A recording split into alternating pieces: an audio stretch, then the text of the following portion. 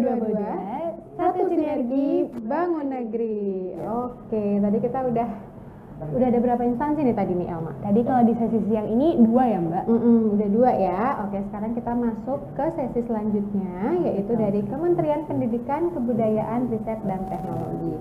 Namun sebelum masuk pemaparan, kita saksikan dulu video berikut ini.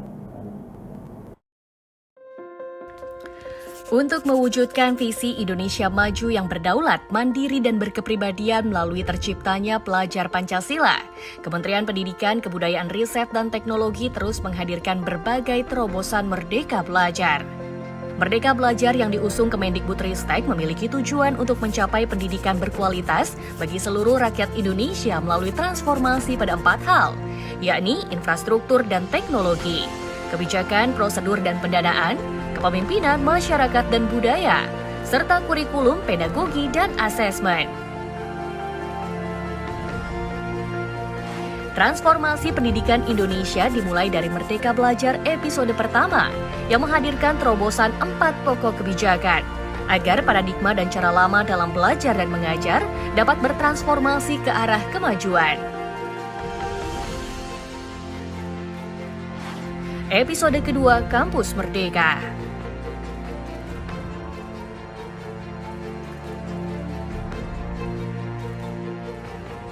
Episode ketiga, perubahan mekanisme penyaluran dan penggunaan dana BOS.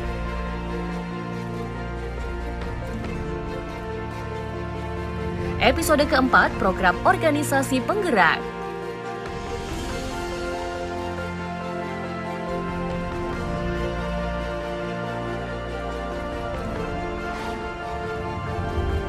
Episode kelima, program guru penggerak.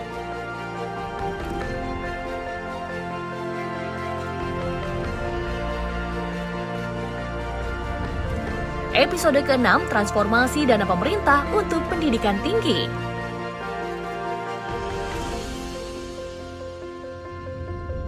Episode ke-7, program sekolah penggerak.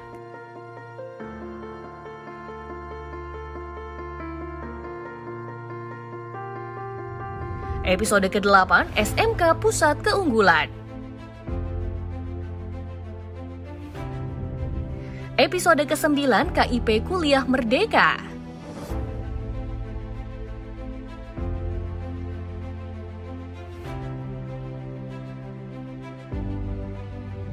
Episode ke-10, perluasan program beasiswa Lembaga Pengelola Dana Pendidikan. Episode ke-11, Kampus Merdeka Vokasi.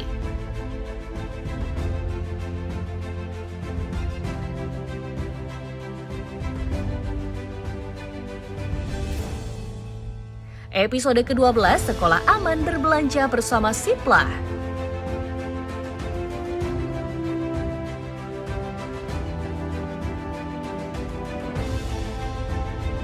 Episode ke-13, Merdeka Berbudaya dengan Kanal Indonesiana.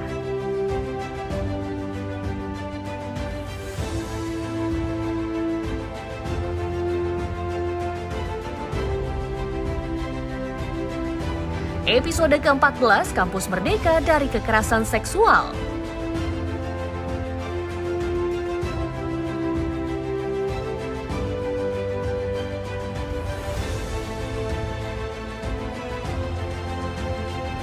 Episode ke-15, Kurikulum Merdeka dan Platform Merdeka Mengajar.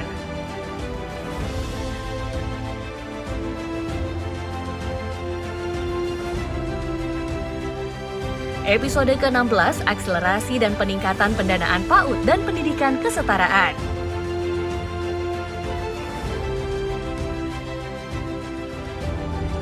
Episode ke-17, Revitalisasi Bahasa Daerah.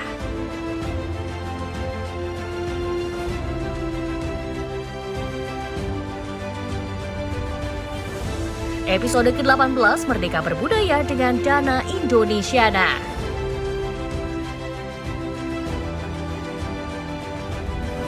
Episode ke-19, Rapor Pendidikan Indonesia.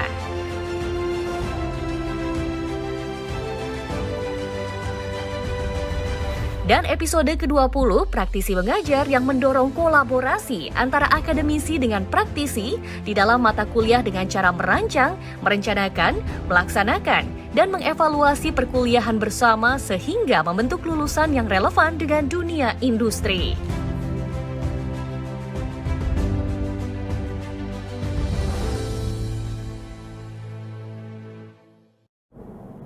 Saat ini sudah bergabung dengan kita narasumber dari Kementerian Pendidikan, Kebudayaan, Riset dan Teknologi, Bapak Hanjar Basuki Eskom MM, selaku analis kebijakan ahli media, Ketua Tim Kerja Perencanaan dan Sistem Informasi Kementerian Pendidikan, Kebudayaan, Riset dan Teknologi. Selamat siang Bapak. Selamat siang Ibu. Ya, apa kabar Pak? Sehat? Alhamdulillah sehat. Mohon izin saya pakai masker ya karena di ruangan kerja ini. Siap Bapak, tidak apa-apa. Oke, siap. Oke, baik. Mohon izin kami persilakan Bapak untuk dapat memaparkan informasi kepada teman-teman PKN STAN dalam waktu 15 menit. Silakan Bapak. Baik, terima kasih Ibu. Bismillahirrahmanirrahim. Adik-adik yang saya banggakan dan saya cintai, Assalamualaikum warahmatullahi wabarakatuh. Selamat siang, salam sejahtera untuk kita semua. Izin kami dari Kementerian Pendidikan, Kebudayaan, Riset dan Teknologi berbagi informasi terkait dengan Kementerian Pendidikan, Kebudayaan, Riset dan Teknologi. Mungkin izin bisa langsung di-share bahan paparan yang sudah kami berikan, Bapak Ibu di Kementerian Keuangan.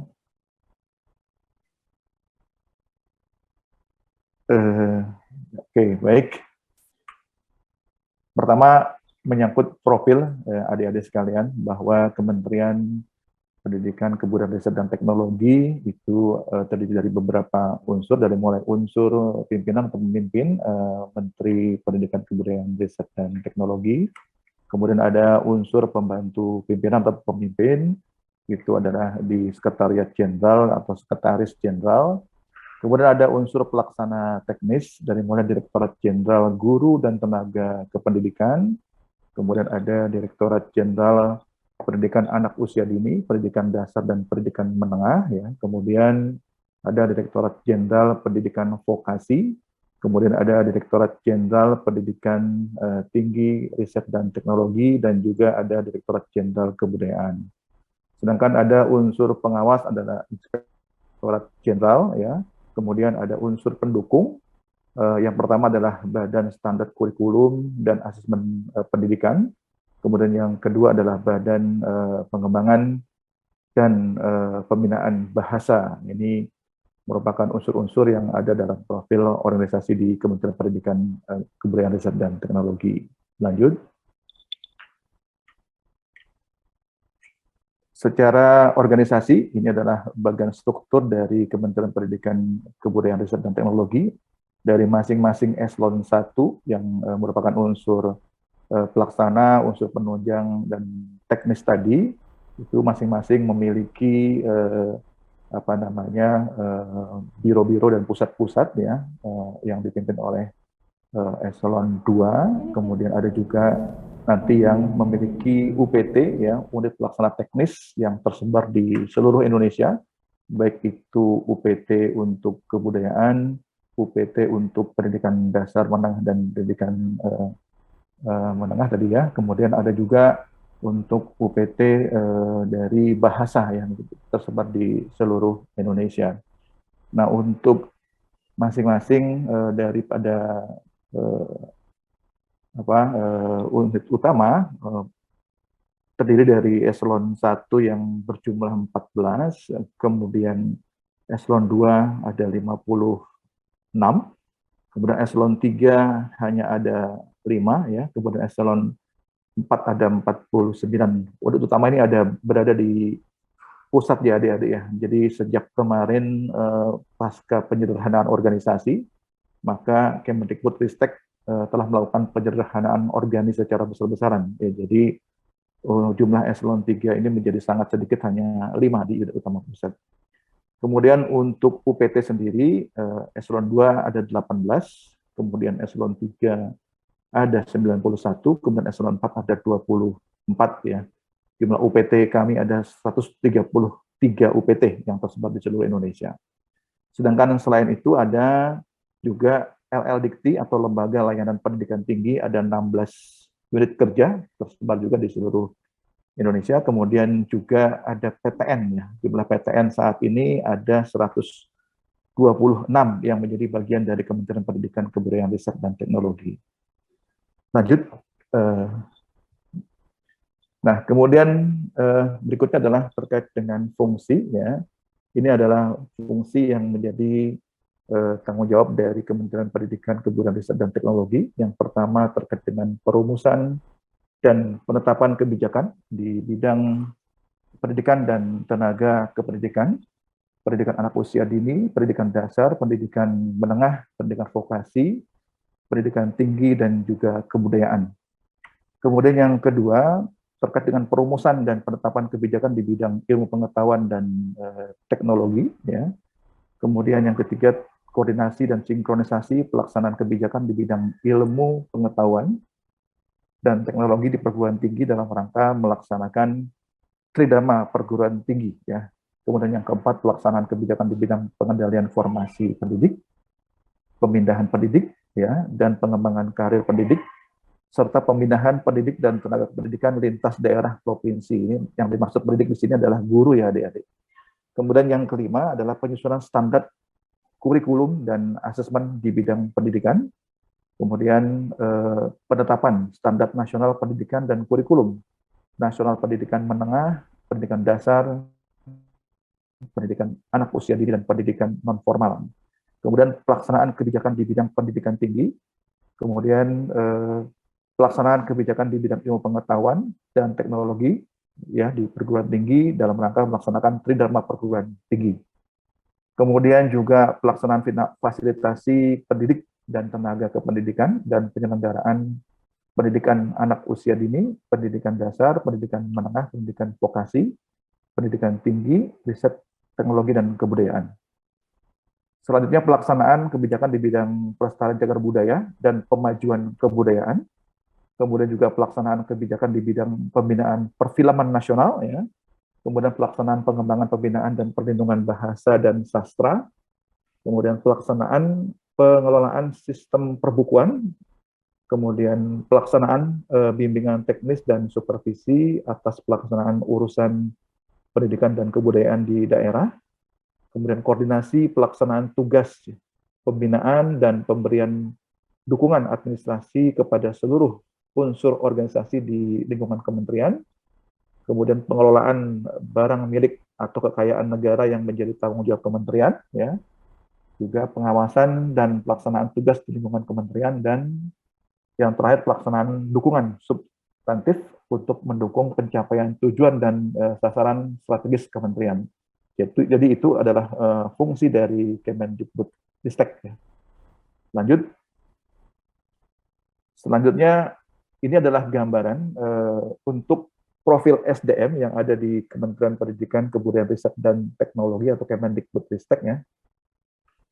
Kalau dilihat dari jenis pegawainya ya, antara pendidik dan non pendidik ya. Jadi yang pendidik ini adalah termasuk dalam jabatan dosen ya, bukan guru ya. Jadi kalau guru itu ada di pemerintah daerah, mungkin adik-adik masih ada yang belum tahu bahwa untuk guru sendiri itu dikelola langsung oleh pemerintah daerah, jadi bukan oleh kementerian. Pendidik di sini adalah dosen ya, atau non pendidik. Jadi kalau kita lihat jumlah non pendidik itu ada 44.954, pendidik ada sekitar 80.295 pegawai. Ya. Jadi jumlah keseluruhan kurang lebih ada 125.000 untuk pegawai Kementerian Pendidikan dan Kebudayaan, Riset, dan Teknologi. Kemudian kalau kita lihat dari jenis kelamin ya, itu masih didominasi oleh laki-laki, ada 74.732, kemudian perempuan ada 49.694 pegawai. Ya. Kemudian dari sisi pendidikan masih ada yang di level SD mungkin ya, artinya ini biasanya dari peninggalan pegawai-pegawai yang sudah senior lama yang dulu masih menjabat sebagai supir dan lain sebagainya. Kemudian ada, kalau kita di sini masih paling banyak ada di level sarjana ya, kemudian baru S2 dan S3 seperti itu. Sebaran untuk berdasarkan kualifikasi pendidikannya. Kemudian berdasarkan umur dapat kita lihat di sini untuk Dikbud sendiri itu rata-rata sudah di atas 50 tahun ya adik-adik. Jadi memang lebih banyak senior di Kementerian Dikbudristek ini ya. Artinya kalau kita lihat data di sini ada 51.000 lebih, itu di atas 50 tahun ya, seperti itu. Kemudian untuk golongan rata-rata berada pada golongan 3 ya. Kemudian untuk generasi mungkin sebagai gambaran dari mulai baby boomer ada di 19 ribuan, kemudian paling banyak ada di Gen X ya, kemudian disusul Gen Y, dan Gen Z-nya mungkin tinggal sisa-sisa ini ya, yang baru-baru masuk ini yang Gen Z ini gitu. Lanjut. Nah, kemudian ini adalah profil anggaran yang ada di Kementerian Pendidikan, Kebudayaan, Riset, dan Teknologi. Adik-adik, untuk kebijakan anggaran di Kemendikbudristek, seperti kita tahu sama-sama bahwa APBN kita itu 20% adalah untuk pendidikan gitu ya. Jadi kalau dilihat APBN kita itu kan ada 2,702 T ya. Itu 20%-nya kurang lebih ada 542 T ya. Itu bukan hanya dikelola oleh Kemendikbudristek ya. Jadi mungkin selama ini ada yang belum tahu bahwa menyangkanya bahwa 20% itu semua dikelola oleh Kemendikbudristek ya, tetapi tidak gitu. Dari 542 T itu Kemendikbud itu hanya pada posisi 13,5% atau 72,99 T yang dikelola oleh Kemendikbudristek ya. Cukup besar ya, 72,99 T. Kemudian Kemenak sendiri ya itu ada 55,86 T atau 10,3%. Kemudian KL lainnya, jadi KL lainnya juga menerima ya, yang memiliki perguruan tinggi, sekolah-sekolah kedinasan dan lain sebagainya, itu termasuk yang diberikan melalui anggaran pendidikan. Termasuk mungkin stand di sini ya. Jadi ada 23,92 T. Kemudian anggaran pendidikan melalui badan anggaran ini ada 30 T, kemudian melalui pengeluaran pembiayaan ini cadangan dengan 69,48 T. Sedangkan sisanya itu langsung diserahkan atau ditransfer ke daerah atau dana desa itu 290 T gitu. Nah, ini mungkin sebagai gambaran terkait dengan profil anggaran yang dikelola oleh Kementerian Pendidikan, Kebudayaan, Riset, dan Teknologi. Nah, untuk tahun ini ya adik-adik kami mendapatkan tambahan anggaran dari BA-Bun ya sebesar 8,92 T. Lanjut. Nah, anggaran tersebut ya adik-adik ini digunakan untuk mencapai program prioritas ya. Tadi kita melihat sekilas tayangan di awal mengenai program Merdeka Belajar. Ini sebagian besar memang anggaran Kemendikbudristek ya diarahkan untuk melaksanakan program prioritas Merdeka Belajar tahun 2022.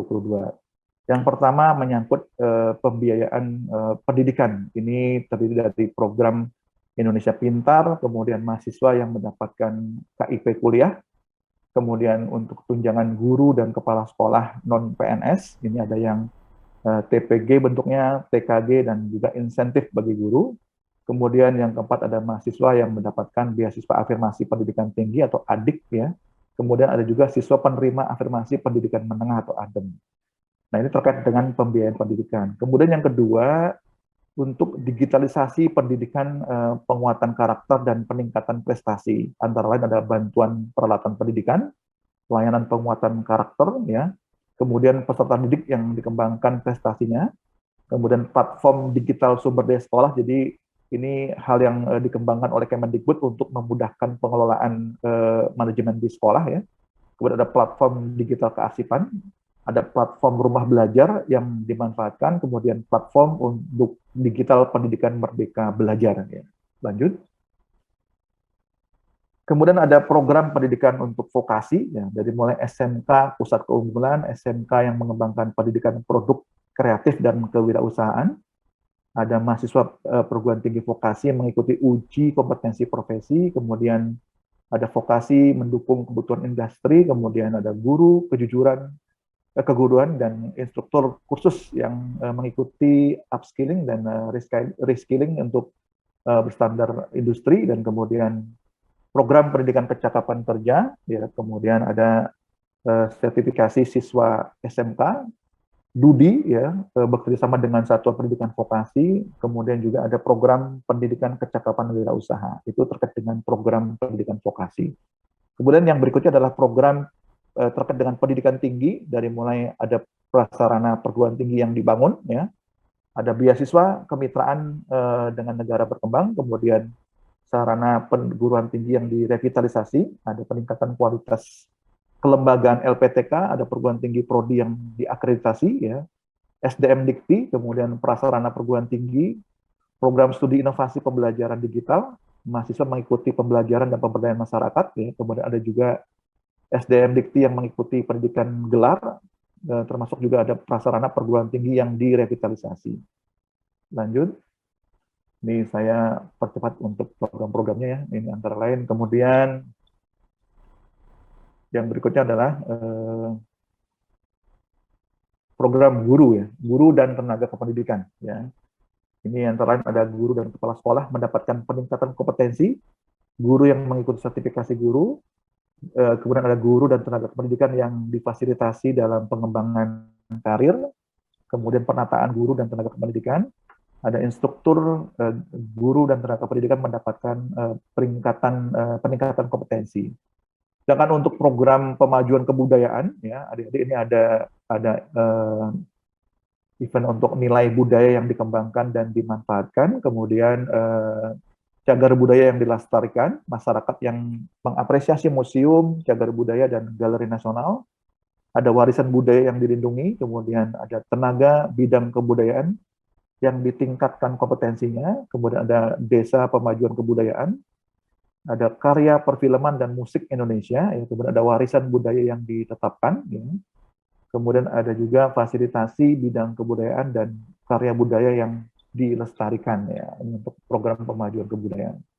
Kemudian berikutnya, lanjut, untuk program yang berikutnya adalah menyangkut kurikulum dan asesmen pendidikan, dari mulai satuan pendidikan formal diakreditasi, kemudian program satuan PAUD dan pendidikan non formal diakreditasi, kurikulum yang dikembangkan, dan juga ada buku umum dan buku pendidikan yang dikembangkan, SDM perbukuan yang disertifikasi, ya, kemudian ada perangkat pembelajaran yang dikembangkan, dan juga ada satuan pendidikan yang melaksanakan asesmen, ya. Kemudian ada program pengembangan dan pembinaan bahasa, ini antara lain adalah generasi muda yang terbina literasinya, kemudian ada penutur bahasa terbina, ada lembaga terfasilitasi untuk program BIPA, kemudian ada penutur bahasa teruji, dan ada juga partisipan perlindungan bahasa dan sastra. Kemudian ada program PAUD dan Dikdas dan Digasmen. Untuk program yang terakhir ada untuk orang dewasa mendapatkan layanan pendidikan keaksaraan. Kemudian ada satuan PAUD menyelenggarakan pendekatan holistik integratif, kemudian satuan pendidikan mendapat pembinaan pendidikan kesetaraan, satuan PAUD Dikdasmen difasilitasi penjaminan mutunya, ya, kemudian satuan pendidikan mendapatkan pembinaan asesmen nasional, satuan pendidikan mendapatkan penguatan ekstrakurikuler, ya, kemudian ada sekolah penggerak, ya, yang mendapatkan pendampingan, dan juga ada sekolah yang menyelenggarakan program pendidikan inklusif. Nah, ini Bapak, adik-adik sekalian, program-program prioritas terkait dengan program Merdeka Belajar, ya, di tahun 2022. Nah, lanjut, untuk itu adik-adik sekalian, kami sangat membutuhkan SDM yang handal di bidang pengelolaan keuangan negara, ya, untuk dapat mengawal tadi sebetulnya program-program yang cukup banyak di Kemendikbud Ristek ini, ya. Jadi tentunya dengan harapan Kemendikbud Ristek bisa memanfaatkan atau bekerja sama dengan Kementerian Keuangan, khususnya di STAN, untuk membantu Kemendikbudristek ya dalam sama-sama membangun atau menuntaskan program-program prioritas dari pemerintah ya dalam hal ini. Terutama yang sedang kami lakukan adalah program Merdeka Belajar gitu. Next mungkin. Nah, ini adalah gambaran ya adik-adik bahwa Kemendikbudristek sebetulnya bukan baru pertama, ini sudah yang kalau ini nanti akan terlaksana, ini merupakan yang ketiga ya. Jadi yang pertama itu di tahun 2018. 2018 itu kurang lebih ada 15 dari STAN ya, dari mulai kualifikasi D1 waktu itu, D1 kebendaharaan negara, kemudian ada 7 dari D3 kebendaharaan negara untuk yang kebendaharaan negara, kemudian ada 5 dari D3 akuntansi.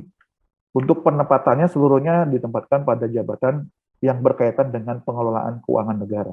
Jadi semuanya memang ditempatkan di sana sesuai dengan keahlian atau kualifikasi dari masing-masing pegawainya atau pegawai dari STAN ya.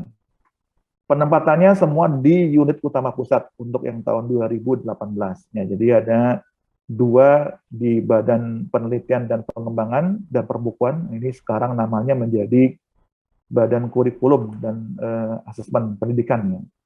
Kemudian ada 2 di Badan Pengembangan dan Pembinaan Bahasa, ada 4 di Direktorat Jenderal Kebudayaan, kemudian 2 di Direktorat Jenderal Pendidikan Anak Usia Dini, Pendidikan Dasar dan Pendidikan Menengah, kemudian ada 3 di Direktorat Jenderal Pendidikan Vokasi, dan juga ada 2 di Sekretariat Jenderal, seperti itu. Nah, dari 15 pegawai tersebut, informasi terakhir yang kami dapat, 1 orang itu sudah beralih ke BRIN ya, karena ini kemarin dampak dari kebijakan penyesuaian organisasi ya, ada yang 1 orang yang terbawa ke BRIN di fungsi litbang di BRIN ya. Kemudian ada 13 orang lainnya itu saat ini statusnya sedang melanjutkan studi ya, namun dengan mekanisme izin belajar seperti itu. Lanjut. Kemudian di tahun 2021 ya adik-adik sekalian, Kemendikbudristek kembali mendapatkan bantuan tenaga dari STAN. Yang pertama D3 akuntansi sebanyak 17 orang, kemudian D3 manajemen aset itu ada 2 orang ya. Ini seluruhnya sama ya, ditempatkan dalam jabatan yang berkaitan dengan pengelolaan keuangan negara. Untuk penempatannya hampir sama dengan yang sebelumnya, tersebar di seluruh unit utama, 2 di Direktorat Jenderal Guru dan Tenaga Pendidikan, 2 di Direktorat Jenderal Kebudayaan, kemudian 3 di Direktorat Jenderal PAUD Dikdasmen, 3 di Direktorat Jenderal Dikti dan Ristek, ya, kemudian 2 di Direktorat Jenderal Vokasi, 6 orang ada di Sekretariat Jenderal, dan juga ada 1 orang di Inspektorat Jenderal. Nah, ini saat ini untuk yang 2021 ini ada 19 CPNS masih menunggu untuk antrian mengikuti program pendidikan dasar CPNS. Gitu. Lanjut mungkin. Nah, untuk tahun ini ya adik-adik sekalian, kami dari Kemendikbudristek berharap ya, sangat berharap adik-adik dari STAN untuk ikut bergabung sama-sama kita membangun dunia pendidikan dan kebudayaan ya. Kami kemarin mengajukan 17 untuk D3 akuntansi ya. Kemudian 37 untuk D3 kebendaharaan negara dan 6 untuk D3 manajemen aset. Nah, ini rencananya juga masih sama ya dengan yang tahun-tahun sebelumnya. Rencana penempatan pada jabatan yang berkaitan dengan pengelola keuangan negara masih sama, akan ditempatkan di kantor pusat ya, artinya di unit utama pusat Kemendikbud seperti itu. Lanjut. Nah, sekilas ya, ini adalah prestasi-prestasi atau penghargaan yang diperoleh oleh Kemendikbudristek sepanjang 2021-2022 dari mulai penghargaan dari Komisi Informasi Pusat berupa anugerah keterbukaan informasi, kemudian ada anugerah media humas, ada Best Collaboration Government Social Media Award ya 2021, ada Top Digital Implementation Level ya, ini terus cukup banyak, termasuk dari Perpustakaan Nasional ya, terkait dengan Nugra Jasa Dharma Pustaloka sebagai kontributor terbanyak portal Indonesia One Search ya, ini dari Perpustakaan Nasional. Kemudian juga ada dari BKN Award, kami mendapatkan penghargaan berupa komitmen pengawasan dan pengendalian terhadap SDM ya. Kemudian dari Kemenpan RB kita mendapatkan penghargaan wilayah bebas dari korupsi untuk 17 satker di Kemendikbudristek. Kemudian dari UNESCO kami mendapatkan penetapan gamelan sebagai warisan budaya tak benda dunia. Kemudian dari Kementerian Keuangan juga kemarin mendapatkan continuous improvement untuk kelompok 3, yaitu apresiasi kekayaan negara. Lanjut. Kemudian masih dari Kementerian Pan RB juga mendapatkan penyelenggaraan pelayanan publik untuk kategori prima untuk layanan penjaminan mutu pendidikan provinsi di Jawa Tengah. Kemudian juga mendapatkan dari Menpan RB Adicita Sewaka Pertiwi sebagai pembina pelayanan prima tahun 2021.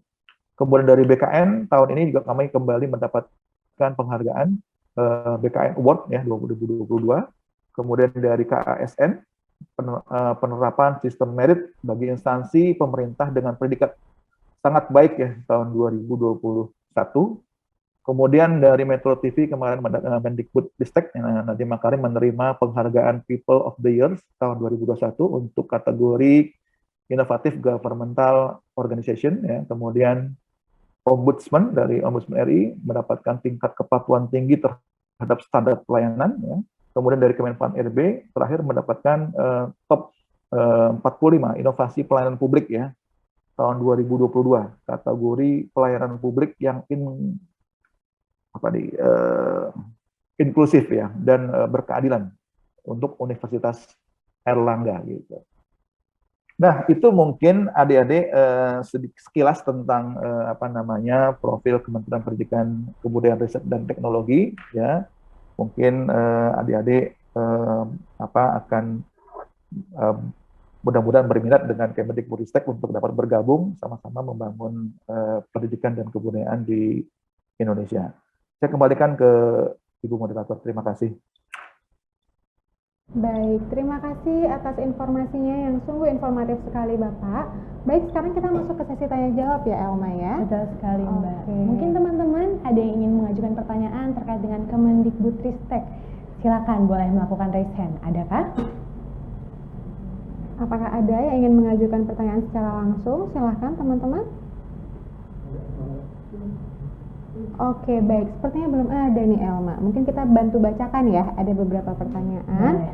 Yang pertama mohon izin Bapak saya bacakan. Beasiswa apa saja ya Pak yang tersedia bagi pegawai Kemendikbudristek? Apakah ada beasiswa sarjana untuk lulusan prodi D3 PKN STAN? Silakan Bapak.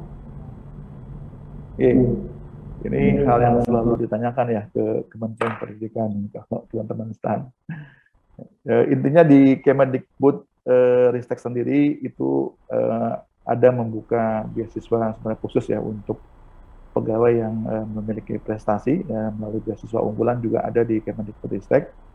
Tapi tadi seperti halnya dengan kementerian sebelumnya ya, memang pertama kita harus menunjukkan dulu ya, karena untuk mendapatkan beasiswa kita harus betul-betul memiliki kinerja yang baik ya di Kemendikbud untuk bisa kita ajukan mendapatkan pendidikan lebih lanjut gitu seperti itu. Prinsipnya bahwa untuk pemberian beasiswa anggarannya tersedia cukup banyak di Kementerian Pendidikan, Kebudayaan, Riset dan Teknologi untuk pegawai sekalipun gitu. Seperti itu mungkin siapa tadi yang bertanya. Oke, baik. Mungkin dari Elma. Baik, terima kasih Bapak. Mungkin melanjutkan pertanyaan terkait dengan melanjutkan pendidikan ke jenjang yang lebih tinggi Pak.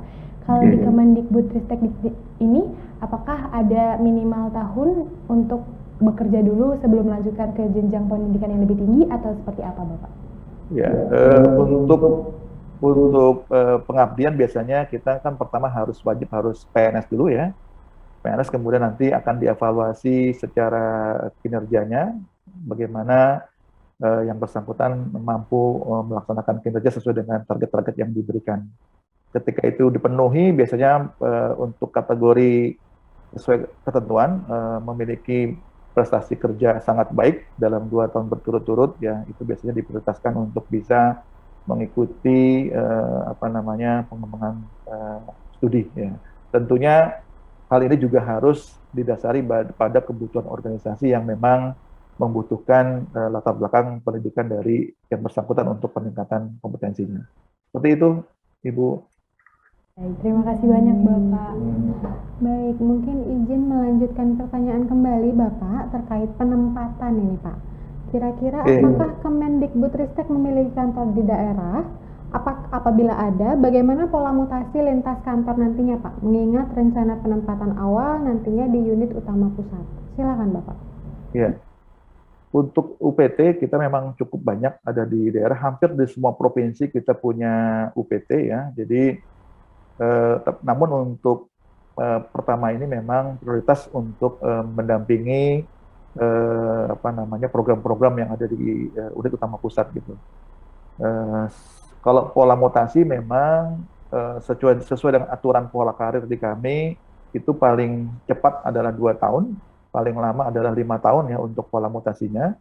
Seorang pegawai bisa dilakukan mutasi atau rotasi sesuai dengan kompetensi yang dimilikinya gitu. Jadi kemungkinan ada untuk bisa dirotasi, tapi tentunya sesuai dengan kompetensi atau kapasitas dari pegawai. Jadi kalau misalnya adik-adik dari kompetensi atau keahliannya di bidang pengelolaan keuangan, tentunya untuk mutasinya pun nanti sebisa mungkin mendekati keahlian-keahlian yang adik-adik akan laksanakan. Seperti itu, Ibu. Berarti memang ada ya pola mutasinya nanti sesuai dengan keahlian dan kompetensi dari pegawai tersebut, begitu ya Pak ya? Oke, baik. Terima kasih banyak Bapak. Selanjutnya nih ada teman-teman dari lulusan PK Instan yang ingin mengajukan pertanyaan secara langsung nih Bapak atas nama Hamam Zulkarnain. Silakan Hamam.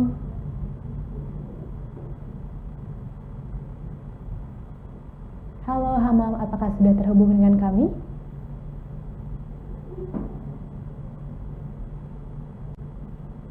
Halo, selamat siang, Hamam.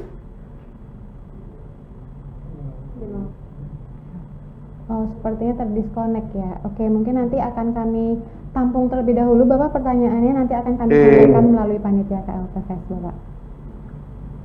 Baik. Kalau begitu, itu dia pertanyaan terakhir Bapak dari kami. Selanjutnya kami persilakan Bapak untuk dapat memberikan sepatah dua patah kata atau juga closing statement kepada teman-teman lulusan PK Instan. Silakan Bapak. Baik, terima kasih untuk adik-adik semua yang kami banggakan.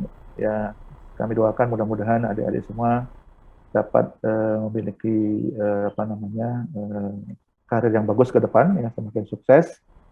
Yang perlu kami sampaikan adalah persiapkan diri kalian sebaik-baiknya dimanapun kalian ditugaskan, ya intinya bahwa pastikan adik-adik harus selalu siap ya untuk sedia menerima penugasan dimanapun gitu. Jadi kami harapkan adik-adik bisa mewarnai setiap instansi dengan prestasi-prestasi yang kalian dapat tunjukkan gitu.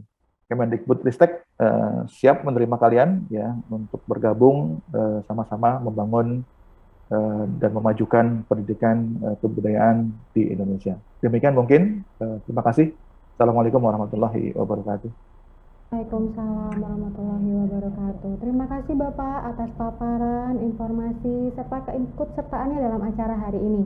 Semoga teman-teman lulusan PK Instan mendapatkan informasi yang bermanfaat dan lengkap, serta informasi tersebut dapat menjadi pertimbangan dalam memilih instansi penempatan nantinya. Sekali lagi kami ucapkan terima kasih Bapak, sehat-sehat selalu. Terima kasih, sama-sama.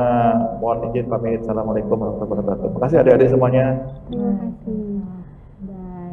Itu dia tadi sesi dari Kementerian Pendidikan Kebudayaan Riset dan Teknologi ya Mbak. Betul sekali. Itu dia akhir dari sesi ini, dan teman-teman kami punya informasi terkait dengan sesi pemerintah Kota Jambi akan dijadwalkan ulang, dan teman-teman dapat mendapatkan informasinya melalui website www.klpfes2022.com atau dapat diinformasikan melalui teman-teman panitia. Oke, baik. Sampai bertemu di sesi selanjutnya ya, karena masih ada Kementerian Koperasi dan UKM yang akan menyampaikan paparan. Stay tune.